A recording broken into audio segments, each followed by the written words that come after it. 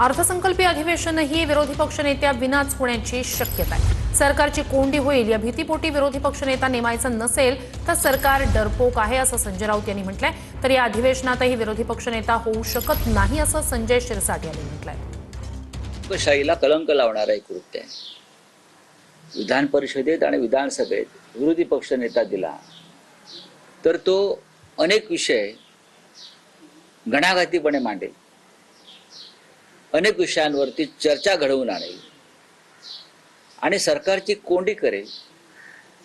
या भीतीपोटी जर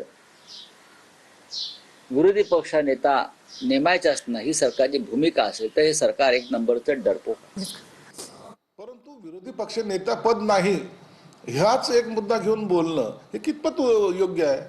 म्हणून आता याही अधिवेशनामध्ये विरोधी पक्ष नेता होऊ शकत नाही, तरी त्याच गोष्टी घेऊन जनतेचे असलेले प्रश्न जे महत्त्वाचे आहेत, जे त्यांच्याशी निगडीत आहेत, त्या प्रश्नावर या विरोधी पक्षाच्या आमदारांनी बोललं पाहिजे अशी लोकांची धारणा असते।